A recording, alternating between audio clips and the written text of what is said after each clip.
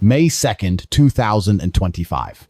Sheriff Grady Busted launches the most sophisticated predator sting operation Florida has ever seen. 26 agencies working together, FBI, ICE, local police departments across multiple counties. The operation name? Fool around and find out.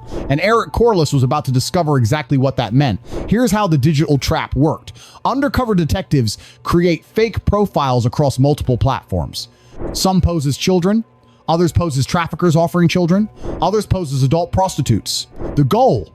Cast the widest possible net to catch every type of predator. Detective posts a bait message about one 5-year-old girl available.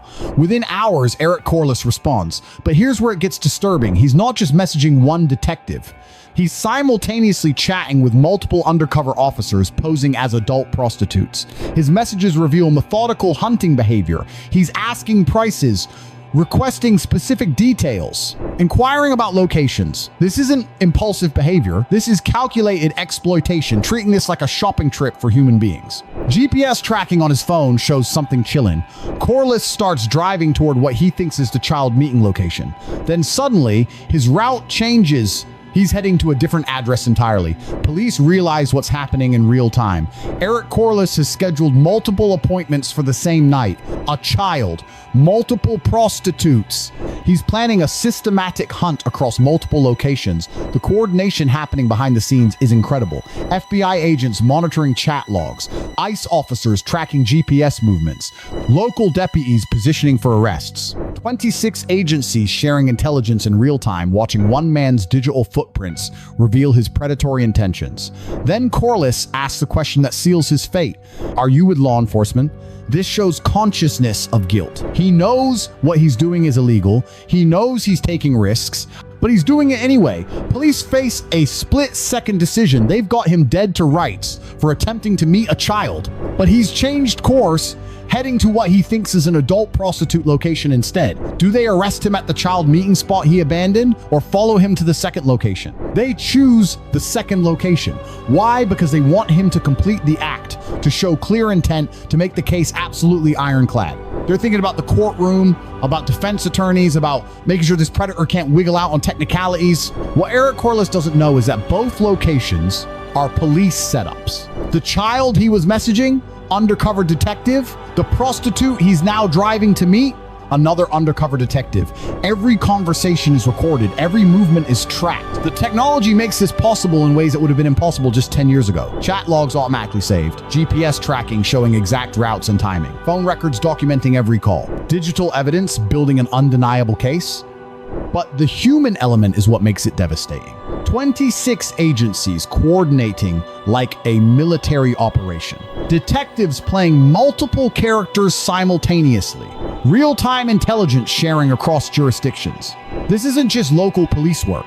This is federal-level coordination targeting one man's predatory behavior. Eric Corliss thinks he's being clever, asking about law enforcement, changing locations, scheduling multiple appointments. What he doesn't realize is that his calculated moves are actually providing more evidence of his systematic approach to exploiting human beings. The trap is set. The predator is driving toward what he thinks is freedom, but is actually his destruction. In a few hours, his life, his family, his career, everything will be over. And he has no idea what's coming.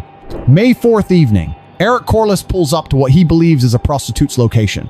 He has no idea that 26 law enforcement agencies have been tracking his every move, recording his every message, building an undeniable case against him. He walks to the door, knocks twice, the door swings open, but instead of the woman he's expecting, deputies rush out with handcuffs ready. His face drains of color, eyes widening in shock as reality hits handcuffs click shut on a life in ruins. His first words reveal everything about his character. Not what's going on. Not there's been a mistake. Not I'm innocent. Instead, I work for the Red Cross. I'm a regional executive. I'm married. Notice what he's doing here. He's not claiming innocence. He's immediately trying to use his status as a shield. His humanitarian job, his marriage, his position in the community. These are his defenses, not his actual innocence. The charges hit him like a freight train. Computer solicitation of a child, a felony that carries serious prison time. Using a communication device to commit a felony, another charge that shows premeditation. 3 separate prostitution counts from his conversations with multiple undercover detectives. Deputies seize his phone immediately. The screen is still glowing with incriminating chat messages. Digital evidence that will be undeniable in court. Every conversation saved, every GPS location tracked, every decision documented in real time. But here's where the story takes its most devastating turn. Police have to make one of the most difficult calls in law enforcement, informing a fellow officer that her husband has been arrested for trying to meet a child. Eric Corliss's wife isn't just any spouse. She's a police supervisor. She spent her career arresting criminals, building cases, seeing the worst of human behavior. She knows how investigations work. She knows police don't arrest people without solid evidence. When that phone call comes, her world collapses. The charges are read to her over the phone. Computer solicitation of a child.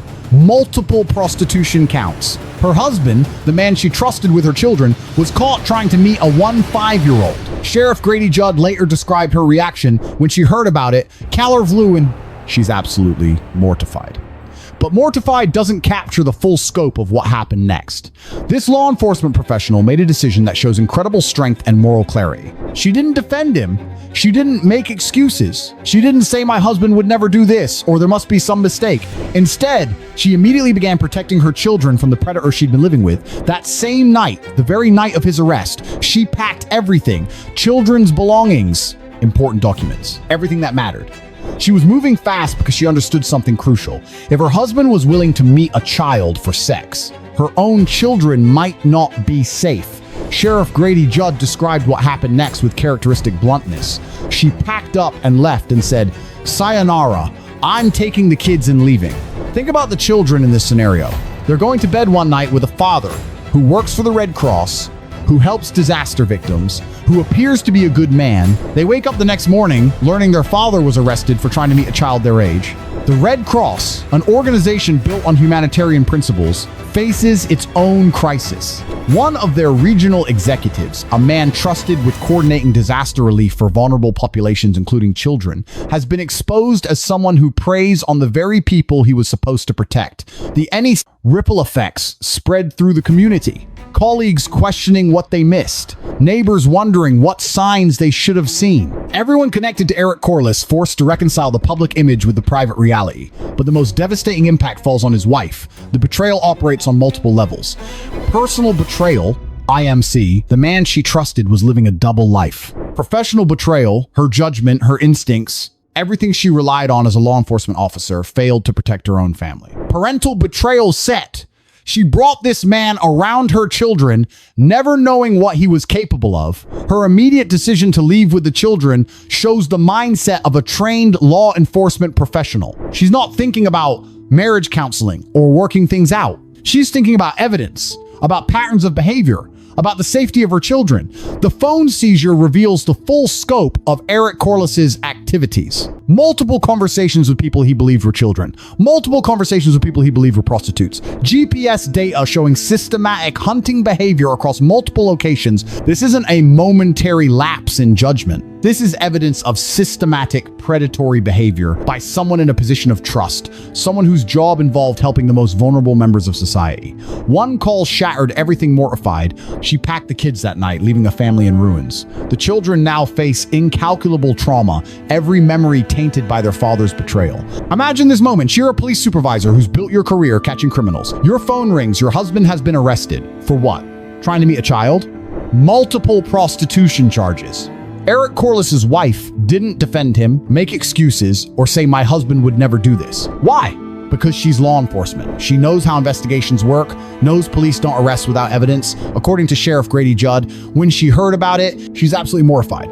She made her decision immediately, packed children's belongings, took everything, left the house. Sheriff Grady Judd described it. She packed up and left and said, "Sayonara, I'm taking the kids and leaving." Today, his family bears the scars, divorce finalized, kids rebuilding amid the fallout. What does Eric Corliss's case teach us about modern predator hunting? First, these operations work on a massive scale. This same operation didn't just catch Eric Corliss. It resulted in 255 total arrests.